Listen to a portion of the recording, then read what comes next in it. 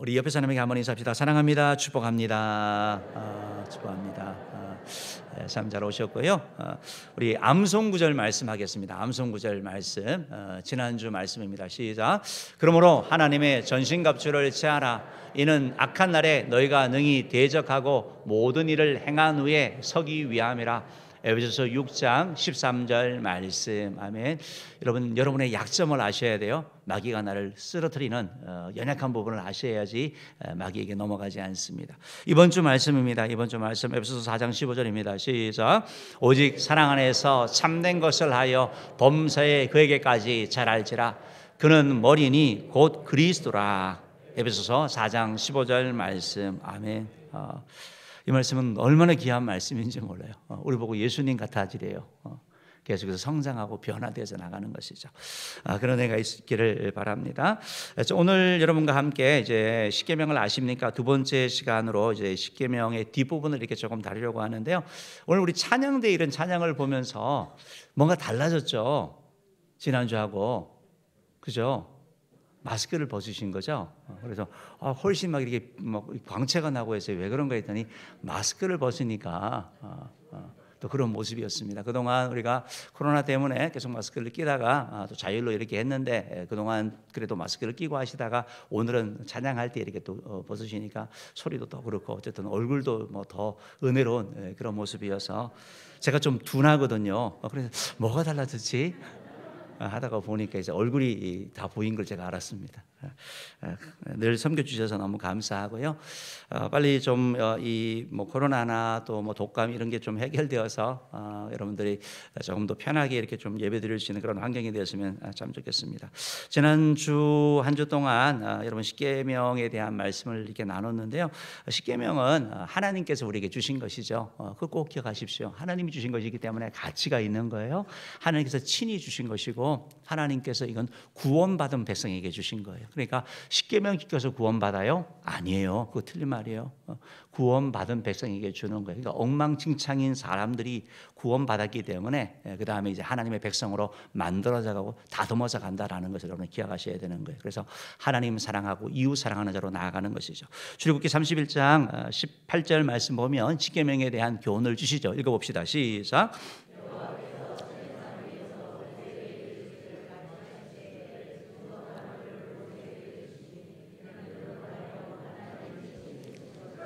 아멘.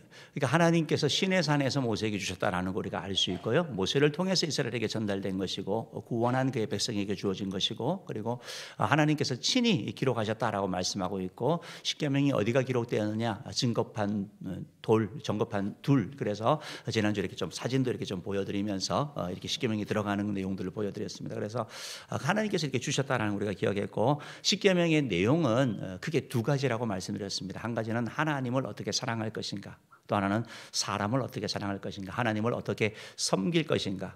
그래서 십계명의 두 돌판이 있는데 앞에 부분의 돌판에는 하나님과 우리의 관계, 우리가 하나님을 어떻게 더 잘 섬길 수 있고 바르게 섬기는가 하는 그 내용이 기록되어져 있는 대신계명이라고 불려지고, 그리고 두 번째 돌판은 바로 사람과의 관계에 있어서 인간 관계, 가족 관계, 뭐 직장 여러 사람들과 관계에서 어떻게 해야 되는지, 사람 사랑을 어떻게 하는지에 대한 바로 대인계명으로서의 5계명부터 10계명까지 주신 것을 말씀드렸습니다.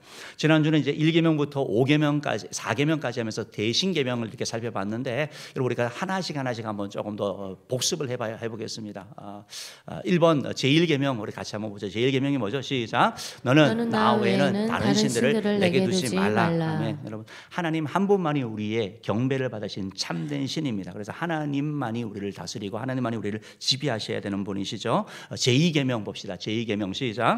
너를 위하여 새긴 우상을 만들지 말고 그것들에게 절하지 말며 그것들을 섬기지 말라. 우상을 만들지도 말고 또 절하지도 말고 섬기지 말라는 말씀처럼 우리는 우상을 만들거나 절하거나 섬기지 않습니다. 영이신 하나님을 어떤 형상으로 만드는 거, 그건 2계명을 어기는 거예요. 잘못되는 거예요. 그래서 우리가 이런 우상 숭배하는 부분도 우리가 거절한 거, 우리 신사참배 거부했던 우리 신앙의 선배들의 얘기를 나눴습니다. 아울러서 우리의 이 우상이라는 것은 우리가 눈에 보이는 우상은 섬기지 않지만 내 마음에 가득 차 있는 하나님보다 더 사랑하는 것, 돈이 될 수도 있고 쾌락이 될 수도 있고 때로는 사람이 될 수도 있습니다. 우리를 정말 사랑하는 남편과 자녀가 때로는 우리 부모님이 때로는 그런 역할을 할 수도 있다라는 거. 우리가 충분히 사랑하지만 그러나 우상이 되지 않도록 우리가 신경 써야 될 것입니다. 제3계명입니다. 제3계명 읽어볼게요. 시작. 너는 내 하나님 여호와를 이름을 망령되게 부르지 말라. 예, 하나님의 이름을 망령되, 이름은 그 사람의 존재를 나타내는 것이죠. 그래서 하나님의 이름을 망령된다, 잘못 사용하는 걸 얘기를 합니다. 하나님을 우리가 찬양할 때, 기도할 때, 그렇게 영광 돌 때 사용해야 되는데 하나님의 이름을 가지고 헛된 맹세를 한다든지 욕을 한다든지 이것은 옳지 않다라는 걸 말씀드렸습니다. 여러분, 하나님의 이름을 망령되이 일컫는 걸 보고 분노했던 믿음의 사람 속에 있습니다. 바로 다윗이었죠. 다윗이 블레셋과의 전쟁에서 하나님의 이름을 조롱하는 걸 봤을 때 네가 어찌 하나님의 이름을 조롱하냐, 사신 하나님을 조롱하냐 하면서 정말 어린 나이였고 가진 것은 없었지만 그걸 보면서 일어났을 때 하나님은 그걸 기여긴 것을 보게 되는 거죠. 우리도 우리 자신들을 보면서 아니 내 이름만 조금 뭐 하면, 우리 가족에 대한 거 하면 막 그냥 막 몸부림치고 그냥 막 흥분하고 하지만 하나님의 이름이, 하나님의 교회가 이렇게 막 조롱당하고 막 무시당하고 이럴 때 우리에게도 그런 좀 의분들이 있기를 주님으로 축복합니다.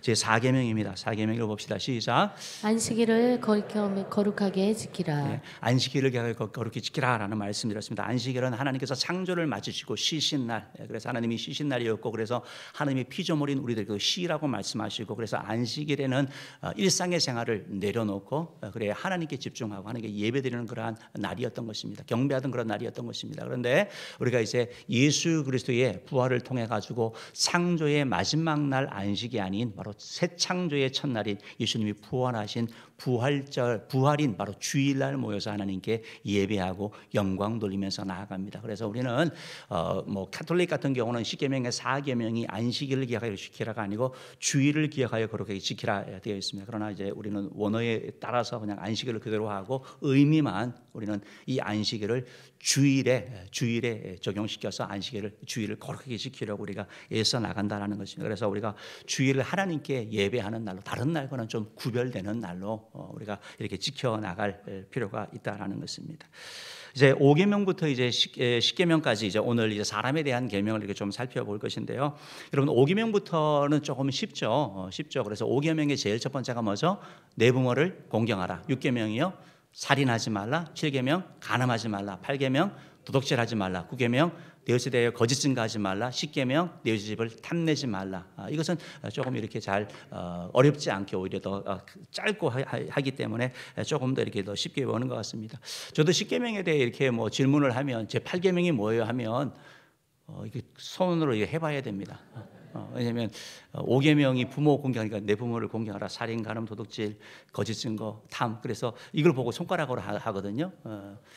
그런데 제가 이번에 이렇게 보니까 어떤 분이 이걸 이렇게 하셨는데 이게 뭐 말은 안 되는데 한번 들어보세요. 5계명을 하면서 이렇게 했더라고요. 오만이 아버지 내 부모를 공경하라.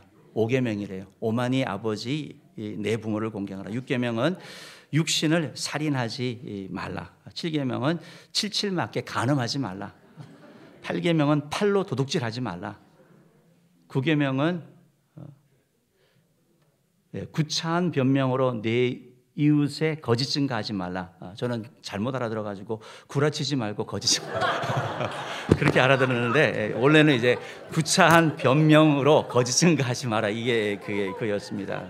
제가 찾아봤습니다. 그 전에 가서 10번째는 뭐냐면 10원이라도 남의 집을 탐내지 말라. 그게 조금 약간 의미가 되는 것 같아요. 그래서 이런 것들이 있는데 여러분 뭐 10계명을 잘 아는 게 중요한 게 아니라 뭐가 중요하죠? 살아가는 게 중요하죠. 그래서 어쨌든 그런데 잘 살아가려면 여러분 아셔야 돼요. 이게 명확하지 않으면 10계명이 뭐지? 명확하지 않으면 우리는 삶 가운데 계속된 유혹의 현장들이고 삶 가운데 있으면 말씀이 우리 가운데 새겨지지 않으면 우리는 그냥 우리가 하고 싶은 대로 하고 또 타협하고 이렇게 가게 되는 걸 보게 됩니다. 그래서 하나님께서는 자녀들에게 대한 말씀을 하면서 신명기에서도 계속 자녀들에게 말씀을 계속해서 새기라고 말씀하고 있거든요. 그러니까 머리에 새겨지는 것이 아니라 심령에 새겨지게. 그래서 그 말씀이 유혹되는데 간음하지 말라는 말씀이 생각이 나야 되는 거예요. 그렇게 될 때 이 말씀이 우리의 영향, 우리 삶을 이끄는 우리의 마음을 다스리는 그런 말씀이 되는 것이죠. 그래서 오늘 이제 5계명부터 10계명에 대한 그러한 말씀을 이렇게 좀 살펴보면서 사람과 관계에 대한 것입니다. 우리 제 5계명 내 부모를 공경하라라는 것이죠. 출애굽기 20장 12절 말씀 한번 읽어봅시다. 시작. 내 부모를 공경하라. 그래야면 내 하나님 여호와가 내게 준 땅에서 내 생명이 길리라. 여러분, 내 부모를 공경하라라는 것에 대하여 여러분 이건 생명의 근원이 어디냐라는 걸 늘 기억하라는 겁니다. 지금 내 자리에 이 자리에 있는 거 부모를 통해서 오는 것이죠. 내가 뭐 잘나던 못났던 이 자리에 있게 된 거 부모의 은덕이라는 걸 우리가 잊지 말아야 되는 것이고, 또한 부모를 공경하라는 것은 좀 질서적인 측면에서 단순한 부모 공경에서뿐만 아니라 윗사람, 어른을 공경하는 것까지 이렇게 확장되어 나가는 걸 보게 됩니다. 제5계명은 부모 공경의 그러한 계명이고, 부모를 공경하라는 것이 바로 이웃 어른을 학대하는 것까지 나가게 되는 것을 보게 됩니다. 그리고 이 5계명에는 하나님의 계명 가운데 보상이 주어졌습니다. 축복이, 부모를 공경하면 내가 이 땅에서 너 생명을 길게 하겠다라고 말씀하고 있습니다. 더 나아가서 이제 이 말씀이 신약 복음에서도, 신약에서도 다시 강조되고 또 오히려 더 이렇게 확대되는 것을 보게 되는데요. 에베소서 6장 1절부터 3절 말씀 한번 읽어봅시다. 시작. 자녀들아, 주 안에서 너희 부모에게 순종하라. 이것이 옳으니라. 내 아버지와 어머니를 공경하라. 이것은 약속이 있는 첫 계명이니 이로써 내가 잘되고 땅에서 장수하리라. 아멘. 오히려 더 길어졌죠. 오히려 확대하면서 네가 부모에게 공경하는, 부모에게 효도하는 것, 순종하는 이건 마땅한 것이다, 잘하는 것이다라고 하는 것이고, 그리고 그렇게 하면 내가 잘되고 땅에서 장수할 것이다, 건강하게 하나님의 은혜 가운데 살아가는 복을 누릴 것이다 라는 약속을 주게 되는 것을 보게 됩니다. 우리가 이 말씀을 보면서 하나님께서 왜 우리 십계명 가운데 대인관계의 제일 첫 번째에 부모 공경을 이렇게 두셨을까요?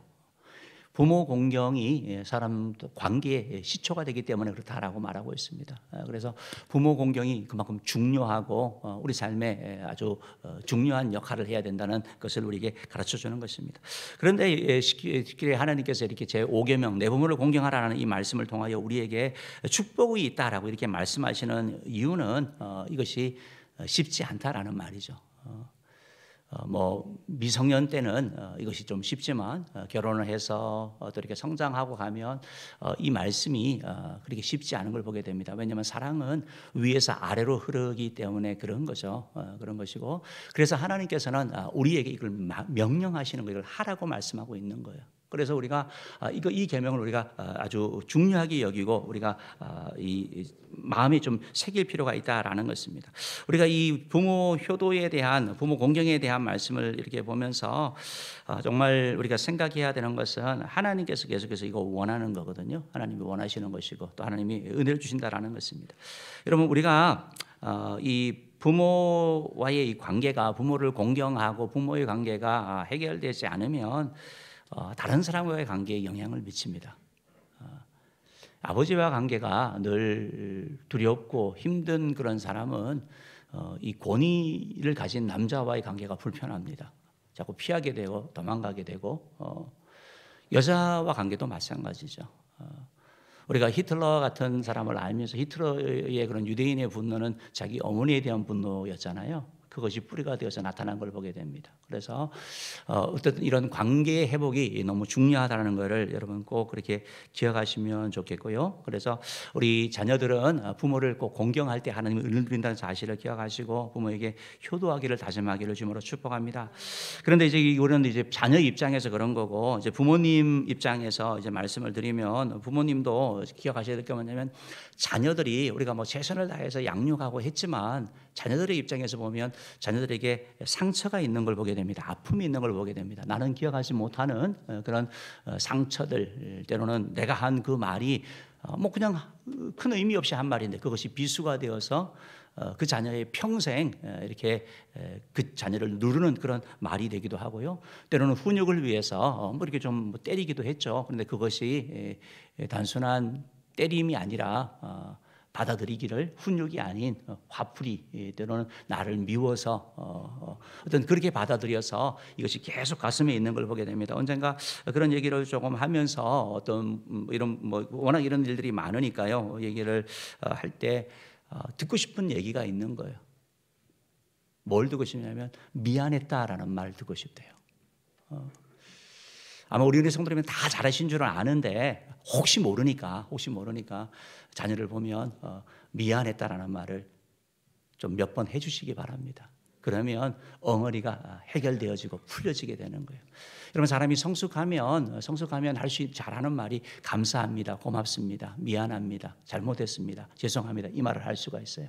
그런데 성숙하지 못하면 자존심 상해서 못합니다. 그러나 우리가 하나님 앞에서도 그렇고 사람 앞에서도 이렇게 말할 때 하나님과의 관계도 또 사람과의 관계도 이렇게 회복되어서 나아가는 것을 보게 됩니다. 유대인들을 가르치는 그런 미드라시를 보면 이 효도에 대한 얘기를 하면서 이렇게 가르치더라고요.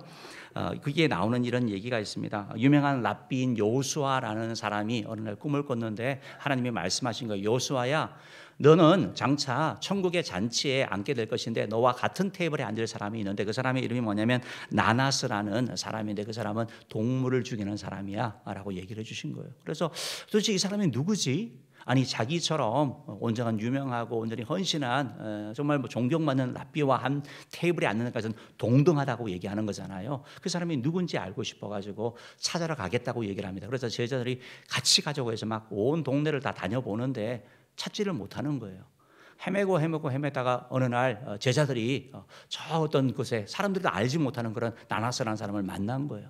만나서 야, 랍비, 우리 유명한 랍비인 여호수아가 당신을 찾습니다 라고 하니까 아니 무슨 랍비가 나를 찾냐고 당신 거짓말하지 말라면서 안 간다라는 거예요.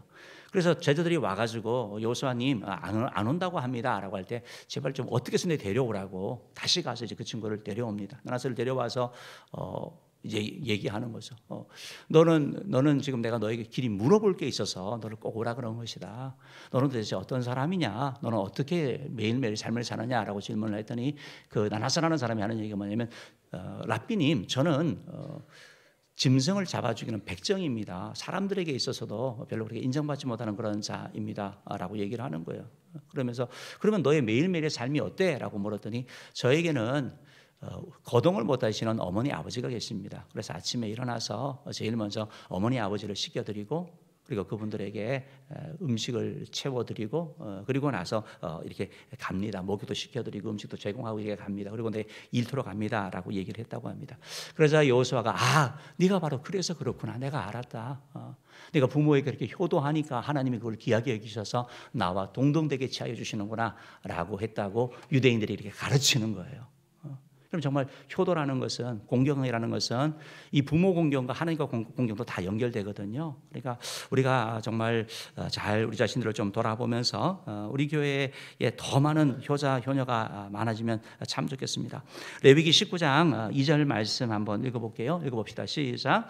너는 이스라엘 자손의 온 회중에게 말하여 이르라. 너희는 거룩하라. 이는 나 여호와 너희 하나님이 거룩함이니라. 하나님이 거룩하니까 우리 보고 거룩하래요. 그렇죠? 우리는 안 거룩한 자들이에요. 그러니까 거룩하지 않은 게 이상한 게 아니고 원래 거룩한 게 이상한 거예요. 우리는 안 거룩한 자들이에요. 그런데 하나님이 은혜를 입어서 구원받은 하나님의 자녀가 되었으니까 이제 하나님을 닮아가는 거예요. 그래서 3절은 이렇게 말씀합니다. 3절 읽어볼게요. 시작. 너희 각 사람은 부모를 경외하고 나의 안식일을 지키라. 나는 너희의 하나님 여호와이니라. 하나님이 거룩하다라고 말씀하시면서 하신 말씀이 부모를 경외하래요. 그러니까 하나님이 이걸 얼마나 우리에게 요구하시냐라는 거예요. 그러니까 우리가 이 말씀을 또 정말 좀 부담스럽게 이렇게 받고 이 말씀 가지고 우리가 실천해야 할 필요가 있습니다. 여러분, 한국에 기독교가 들어왔을 때 기독교가 핍박받았던 이유 중에 하나가 기독교는 불의하는 종교였죠. 왜 그랬습니까? 제사 안 지낸다고, 그죠? 조상을 모른다고. 이렇게 불의하는 종교, 그런 종교가 어떻게 들어오냐고 얘기를 했습니다. 그랬던 대한민국이 그렇게 뭐 효를 강조했던 나라가 지금은 어떻습니까? 지금은 별로 효를 찾아보기가 어렵잖아요. 지금 유일하게 계속해서 효를 말할 수 있는 종교는 기독교죠. 기독교가 오해였죠. 우리는 제사를 드리지 않는 것이지 살아있는 부모님에게 오늘 5계명에서 말씀하신 그런 부모를 공경하고 부모에게 순종하고 부모를 기쁘게 하는 삶을 살라고 말씀하고 있는 거죠. 지난주 우리 뭐 장례식, 오늘도 이렇게 장례식이 있지만 정말 뭐 우리 김동성 집사님도 그렇고 윤기산 집사님도 그렇고 다 장남들이 아니에요. 그런데 정말 효자예요. 정말 효자예요. 너무 귀한 분들인 것 같아요. 우리 항혜미 이 집사님도 그런 것 같고요. 여러분 부모님은 우리를 기다려주시지 않으신다는 걸 다시 한번 기억하시면서 정말 더 많은 그런 효자들이, 더 많은 그런 효녀들이 이렇게 나오기를 바랍니다. 지난주 식당에서 밥을 먹는데 중년의 여성 세 분이 그런 얘기를 하더라고요. 야, 남편이 효자는 힘들어. 그 말이 맞아요?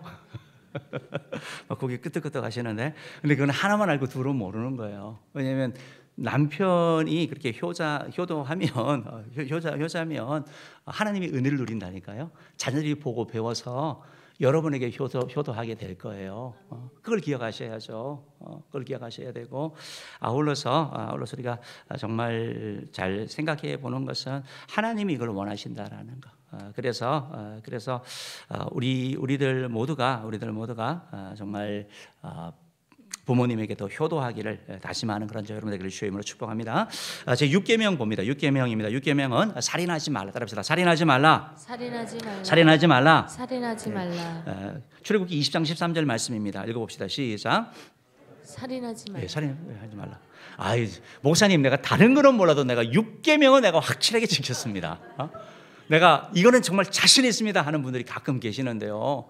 근데 이건 문자적인 거예요. 더 깊은 의미를 따져보면 우리가 큰 소리 칠 수 없는 걸 보게 되는 거예요. 여기서 단순히 살인하지 말라는 것이 다른 사람의 목숨을 빼앗는다는 것만이 아니고, 여러분, 내 목숨 뺏는 것도 포함되는 거예요. 여기 살인하지 말라는 것은 생명이 하나님께 있다는 거예요. 살인하지 말라는 것은 생명을 귀히 여기라는 거예요. 사람을 수단이 아닌 사람을 목적으로 여기고 한 영혼이 귀하다는 것을 기억하고 살아가라고 말하고 있는 거예요. 우리가 뭐 사람 죽이지는 않지만 정말 사람을 귀히 여기시냐고요. 그거 아니라면 우리가 이 말씀을 어기고 있다고 볼 수도 있는 것이죠. 특별히 이제 우리나라는 자살공화국이라고 불려지잖아요. 얼마나 많은 사람이 자살하는지 몰라요. 여러분, 이게 살인하지 말라는 계명을 어기는 거예요. 자살이. 지난주에도 보니까 뭐 10대 아이들이 저기 강남 어디서 아파트에서 이렇게 뛰어내리고 그걸 뭐 영상으로 찍해서 뭐 방송을 하고 막 이런 얘기들이 있더라고요. 끔찍한 일이죠. 제가 그 기사를 더 자세히 봤어요. 왜냐면 보니까 뭐 그 아이들이 신대방 뭐 패밀리예요. 그래서 신대방 패밀리 뭐냐 했더니 신대방에 있는 그런 뭐 가출한 아이들이 모이는 그런 뭐 패밀리인가 봐요. 아이들이 그런 것들. 그래서 뭐 우울증의 그런 어떤 그 뭐 단체에서 그 가운데 또 신대방 뭐 이래 가지고, 그래서 내가 조금 더 자세히 봤거든요. 그러니까 뭐 꼭 이 지역의 애들이 아니라 어쨌든 뭐 그런 아이들이 너무 많다라는 거예요, 여러분. 우리가 그들에게 자살은 살인이라고 말해줘야 되는 거예요. 여러분, 자살에 대해 자꾸 극단적인 선택이라고 표현하잖아요. 선택이 아니에요, 자살은요. 마지막에 가면 선택할 수 있는 것이라고 잘못 가르치고 있다고요. 극단적 선택은, 자살은 살인이에요, 살인. 하면 안 되는 거라고요. 이렇게 우리가 분명히 가르쳐야 될 줄 믿습니다. 사랑하는 우리 은혜의 성도 여러분, 우리가 정말 뭐 내 목숨만이 아니고 또 다른 타인의 모습도 귀히 여겨야 되고, 우리가 살인의 생각을 하면서 살인이 아닌 경우도 우리가 또 생각해 볼 필요가 있는데요. 어떤 자기 정당 방위, 때로는 어떤 군에서의 어떤 뭐 전쟁 중에 일어나는 일, 때로는 어떤 나의 뭐 교도 간의 어떤 그런 공무상 어떤 행하는 이런 일들은 살인이라고 부르지 않죠. 사람이 목숨을 취하는 일이 얼마나 힘들기에, 들어보니까 사형을 할 때, 뭐 총살을 할 때 뭐 여러 사람의 총이 있는데 다 한 명이 아니라 여러 명이 쏜다고 그러더라고요. 왜냐하면 괴로우니까. 그만큼 사람의 생명을 취하는 게 힘든 일인 거예요. 우리가 기억해야 될 것은, 그러나 그런 일들은 살인이라고 우리가 하지 않고 동물의 목숨을 취하는 것도 살인이라고 하지 않습니다. 하나님이 식물과 동물은 우리를 위해 주신 거예요. 물론 뭐 아주 뭐 잔인하게 죽이고 이것은 맞지 않는 것이지만 우리가 잘 기억해야 되는 거예요. 지난번 부활절에 되었을 때 이제 일부 앞서가는 막 이렇게 그렇게 하는 사람들이 있잖아요. 이제 일부 그런 기독교 일부에서 이제 부활절을 이제 계란을 안 한대요. 왜 안 하냐 했더니 닭들이 그 닭장에서 너무 힘들게 알을 놓는다는 거예요.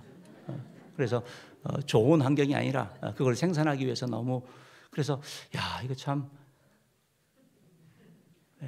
물론 뭐 잔인하게 하는 건 아니지만 여러분, 그렇게 되다 보면 결국은 아무것도 없는 거예요. 저는 계속해서 말씀드렸지만, 여러분, 학생들은, 자녀들은요, 배워야 되는 존재들이에요. 교육받아야 돼요. 그 아이들에도 물론 인권이 있죠. 사람이니까 인권이 있지만 교육받아야 되는데, 인권이라는 것 때문에 학교에서 아이들이 잠을 자도 안 깨우죠. 뭘 얘기를 해도 저항하고 대들죠. 이게 다 잘못하는 거예요. 우리가 사람하고 동물은 다르죠. 이거 분명히 기억해야죠. 나중에는 아마 닭하고 같은 급에 갈 수도 있을 것 같아요. 그러니까 우리가 잘 기억하셔서 이 동물 이건 아니다라는 걸 기억하시면 좋겠고, 또 하나 살인과 관련되어서 자기 연명 치료하는 부분과 관련된 부분들도 이렇게 조금 고민하시는 것 같아요. 그러나 여러분, 자기 연명 치료를 중단하는 거, 여러분, 이건 살인하는 거 아닙니다. 자기 연명 치료를 내가 하지 않겠다라는 것은 의학적으로 더 이상 완전히 살지 못하는 거예요. 더 이상 모든 방법이 없는 거예요. 모든 수술이나 다 했는데 살지 못하는데, 그러나 약물을 주입해서 살게 하는 거예요. 저도 이제 직접 봤는데요. 이 사람이 뇌사에 빠졌어요. 죽었어요. 그렇지만 약물을 가지고 계속 심장이 뛰게 하더라고요. 지금 의학이 그만큼 발전했어요. 막대한 비용이 들어가고 또 본인도 가족도 괴로운 거죠. 그래서 뭐 우리 교회에서는 몇 년 전에 이제 원로 목사님과 우리 실버 나이 드신 분들이 함께 우리가 연명치료하지 않는다. 우리는 하나님 주신 생명까지 살고 그리고 천국 간다. 이렇게 하신 분들이 많아요.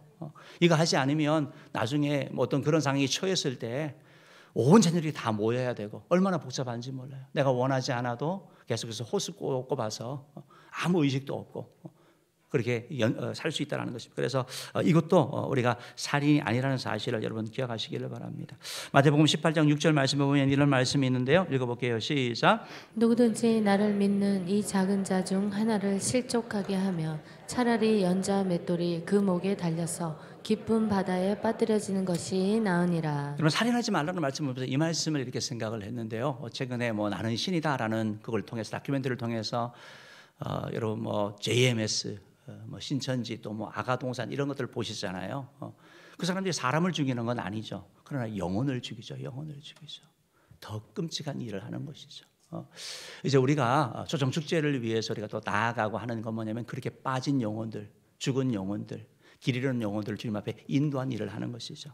그러니까 여러분, 우리는 사람을 죽이는 자가 아니라 사람을 살리는 자 되기를 주님으로 축복합니다. 저와 여러분을 통해서 많은 영혼들이 살아나고 회복되어지는 복이기를 주님으로 축복합니다.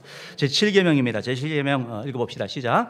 간음하지 말라. 간음하지 말라. 우리 출애굽기 20장 14절 말씀입니다. 읽어봅시다. 시작. 간음하지 말라. 예, 간음하지 말라. 똑같은 얘기예요. 그래서 지금 어떻게 보면 오늘날 우리나라가 이상하게 막 무너져가는 가운데 이 계명이 더 많이 약해졌어요. 이제 뭐 간음이 뭐 죄가 아니다라고 해서 그냥 죄는 죄잖아요, 그죠? 근데 형사처벌을 안 받는다고 하니까 이게 뭐 그냥 다 나 할 수 있는 그냥 권리인 것처럼 얼마나 이게 타락되어 가는지 몰라요. 지금 뭐 그런 상황 가운데 있지 않습니까? 이 가늠하지 말라는 말씀은 불법적인 그런 성관계를 얘기를 하는 거죠. 외도나 뭐 매춘, 동성애, 뭐 수간 이런 모든 것들을 얘기를 하는 것을 얘기하죠. 그런 이해의 관계를 갖는 것을 우리가 이걸 가늠하지 말라라고 얘기를 하고 있습니다. 오늘날 우리가 정말 이 계명을 우리가 참 기억을 하면서 어느 때보다도 이 계명이 많이 공격을 받는 그러한 시대 가운데 살고 있습니다. 매스컴을 통하여 계속해서 이런 정보들을 보게 됩니다. 여러분이 계속 드라마나 뭐 이런 걸 보면 너무 재밌잖아요. 근데 그거 보면서 여러분이 자꾸 동경하게 되는 거예요. 여러분, 몇 년 전에 뭐 이렇게 동성애 그런 걸 처음 나왔을 때만 해도 사람이 막 어떻게 저런 게 나와, 어떻게 저런 게 있었죠. 지금은 여러분 어떠세요? 아무렇지도 않죠. 요즘은 어떤 일이 나옵니까? 뭐 동거 커플 막 이런 애들이 막 나오더라고요. 자연스럽게 물드는 거예요, 여러분. 뭐 불륜하는 거 요즘 그거는 뭐 뉴스거리도 안 되잖아요. 당연한 것처럼 여겨지는 그런 시대 가운데 저와 여러분이 살기 때문에 우리가 더 말씀으로 무장해야 됩니다. 말씀으로 무장하지 않으면 우리도 넘어지는 거예요. 그러면 하나님께서 우리에게 이런 마음을 주시면서 이런 말씀을 하는데요. 고린도전서 6장 18절 말씀 읽어봅시다. 시작.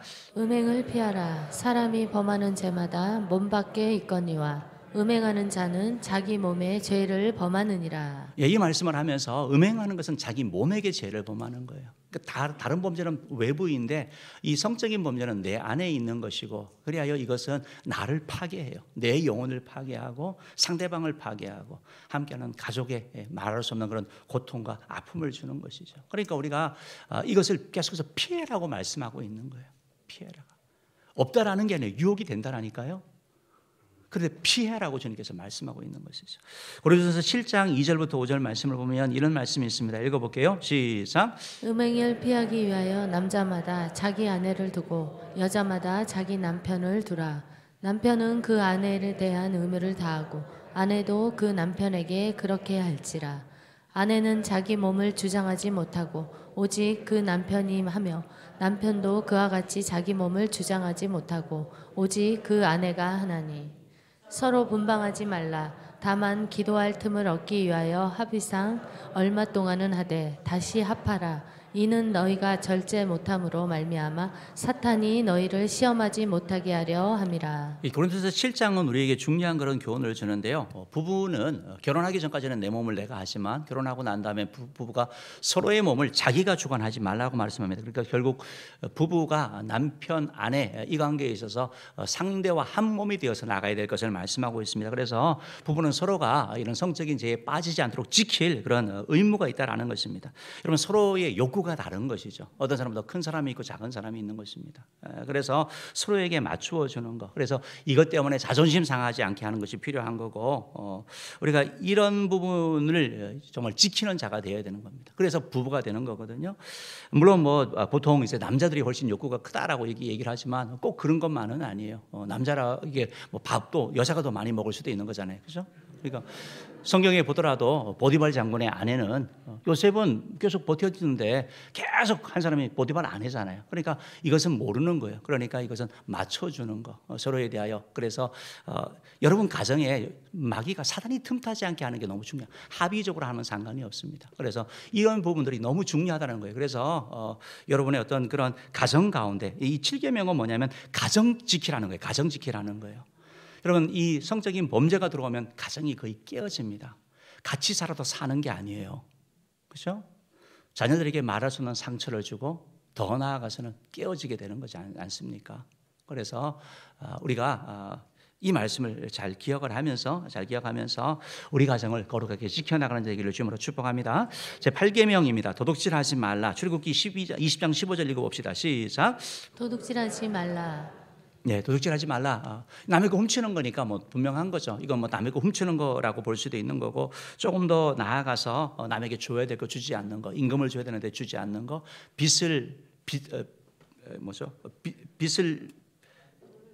돌려주지 않는 거, 돈을 했는데 돌려주지 능력이 없는 게 아니라 이런 것들이 이제 도둑질하는 거예요. 남의 거 가져가는 거니까.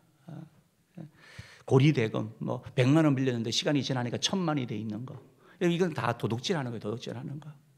내가 남의 물건을 훔친다라는 그런 측면에서 이 말씀이 다 포함되는 거고, 하나님만이 아니 이게 사람만의 관계만이 아니라 하나님과의 관계에서도 마찬가지죠. 우리가 하나님 것을 도둑질할 수 있습니다. 11조와 관련될 수도 있고 하나님의 영광 우리가 도둑질할 수가 있는 것이죠. 하나님의 날 우리가 주일도 마찬가지로 우리가 할 수 있습니다. 구약에 보면 여러분 이런 도둑질에 빠져서 하나님의 진노를 받은 사람들이 나오죠. 아간 같은 경우 여리고성 무너질 때 훔쳤죠. 도둑질한 거죠. 그래서 말미암아 아이성 전투에 패배했고 그리고 그 가족이 몰살을 당하는 것을 보게 됩니다. 여러분 우리가 뭐 그래도 좋은 일에 쓰려고 훔치면 좀 어때? 여러분 그래도 그건 안 돼요. 한때 그 대도 조세형이라고 들어보셨죠? 그 사람은 뭐 큰 도둑이었고 정말 선한 도둑이라고 얘기를 했습니다. 왜냐하면 가난한 사람이 아니라 유명한 고관대적의 집을 틀어가지고 그 가운데 아마 극히 일부를 또 나눠줬나 봐요. 그러니까 이 사람은 정말 뭐 홍길동도 아닌데 어쨌든 뭐 그런 칭송을 받았던 사람이지만 여러분 결국 어떻게 됩니까? 이분이 뭐 간증도 하고 있지만 다시 도둑의 길로 가는 거예요. 이게 죄의 무서움이에요. 죄의 무서움. 우리가 죄를 안 지어야지 짓게 되면 계속 그것이 우리 가운데 파고든다라는 것입니다. 우리 9계명 한번 봅시다. 9계명 읽어봅시다. 시작. 내 이웃에 대하여 거짓 증거하지 말라. 이 말씀은 무슨 말입니까? 우리 언어 생활을 점검하는 거죠. 우리의 말을 믿을 수 있는 말을 하게 되는 것, 거짓말하지 않는 자가 되는 것에 대한 것을 얘기를 하고 있습니다. 그래서 우리의 거짓말에도 여러 가지가 있는데 다른 상대방을 이렇게 참소하는 거, 그러니까 좀 악의적으로 막 악의를 품고 이렇게 막 거짓말하는 사람들이 있죠. 이게 바로 참소한다라는 거예요.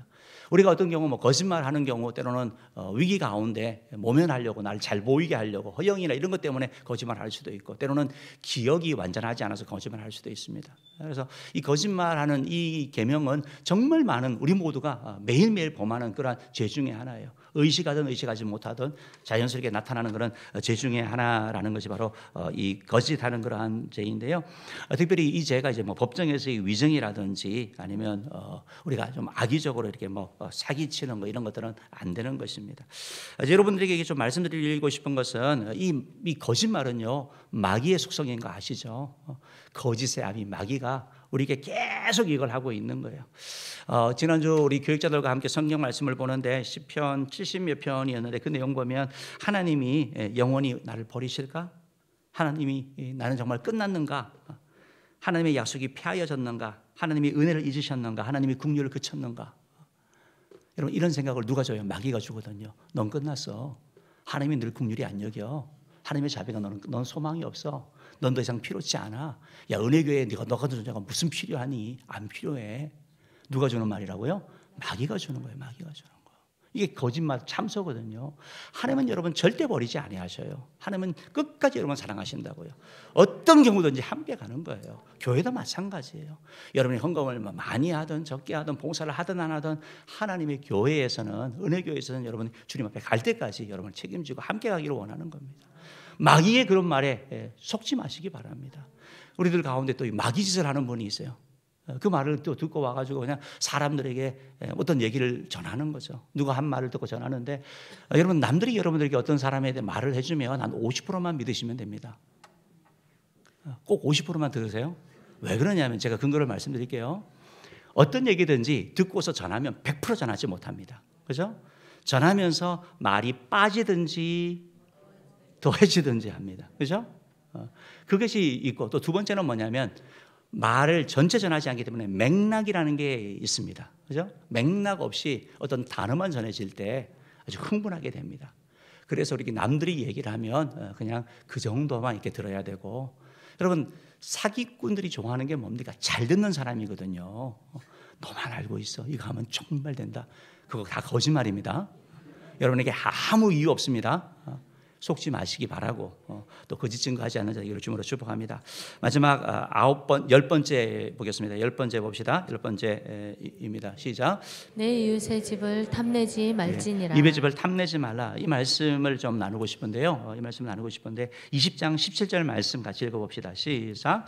내 이웃의 집을 탐내지 말라. 내 이웃의 아내나 그의 남종이나 그의 여종이나 그의 소나 그의 낙이나 무릇 내 이웃의 소유를 탐내지 말라. 그러니까 집이라는 걸 통해 가지고 그 집에 있는 집이 상징적인 거죠. 그가 가진 모든 것들 아내나 남종이나 여종이나 소나 낙이나 이웃에 가진 어떤 물질 아니 왜 남의 아내를 왜 남의 종을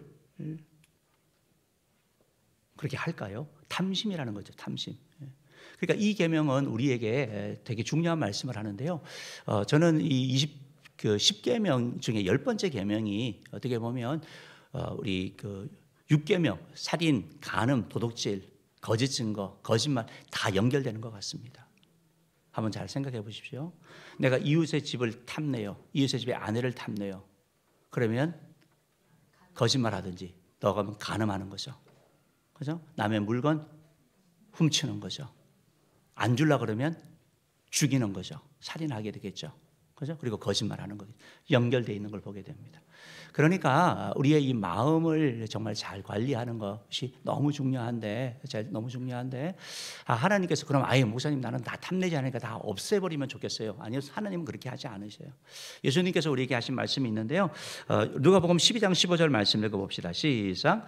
그들에게 이르시되 삼가 모든 탐심을 물리치라. 사람의 생명이 그 소유에 넉넉한 데 있지 아니하니라 하시고. 그러니까 여러분 이걸 믿으셔야 되는 거예요. 내가 소유가 많다고 내가 성공한 거 아니에요. 소유가 넉넉하다고 내 생명이 있는 거 아니에요. 그리고 기억할 것은 뭐냐면 탐심은 물리치는 거예요.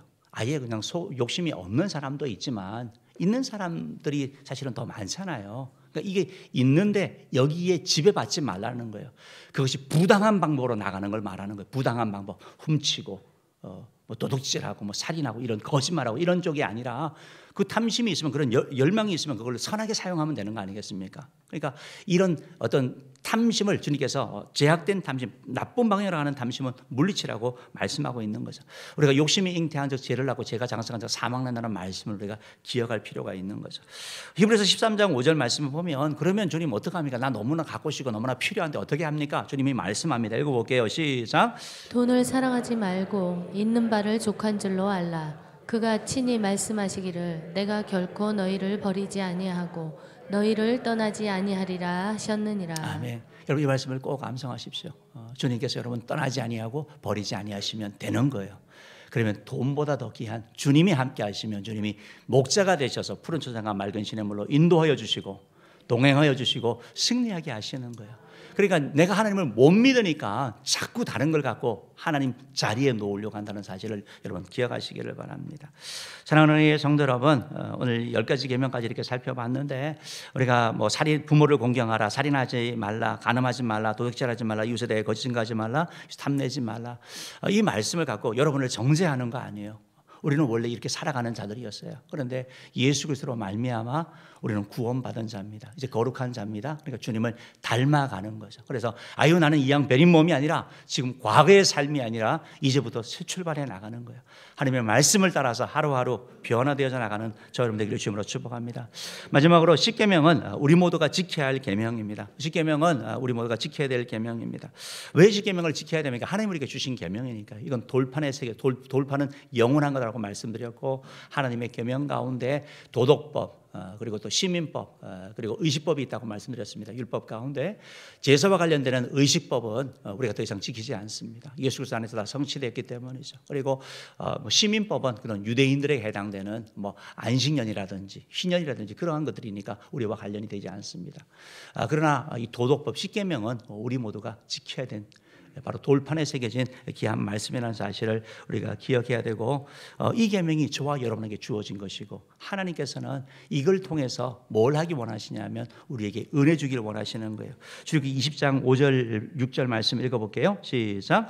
내 하나님 여호와는 질투하는 하나님인즉 나를 미워하는 자의 죄를 갚되 아버지로부터 아들에게로 3, 4대까지 이르게 하거니와 나를 사랑하고 내 계명을 지키는 자에게는 1000대까지 은혜를 베푸느니라. 아멘. 아멘. 여러분 만약에 하나님이 똑같이 한다면 계명을 어기는 자에게도 3, 4대, 계명을 지키는 자에게도 3, 4대 하셔야 될 거예요. 근데 하나님이 뭘 해주기를 원하시는 거예요? 우리에게 은혜 주기 원하시는 거예요. 주의 말씀대로 순종하는 자에게 하나님의 강조점은 주의 계명을 지키는 자에게 1000대까지 주신 은혜 주기 원하시는 참 좋으신 은혜가 풍성하신 하나님이신 것을 믿으시고 그 하나님을 바라보고 나아가서 우리 가운데 제된 속성이 있지만 물리쳐서 주님 앞에 영광 돌리는 저와 여러분 되기를 주님으로 축복합니다. 정말 말씀을 마치겠습니다. 여러분 십계명은 하나님 사랑과 이웃 사랑이라고 말씀드렸습니다. 우리가 이웃을 사랑하면 부모님 공경하는 것이고, 부모는 이웃 사랑하기 때문에 살인하지 않는 것이고, 간음하지 않는 것이고, 도둑질하지 않는 것이고, 거짓 증거하지 않는 것이고, 남의 것 탐내지 않는 것입니다. 그런 삶을 살아가는 저와 여러분 되기를 주님으로 축복합니다. 기도하겠습니다.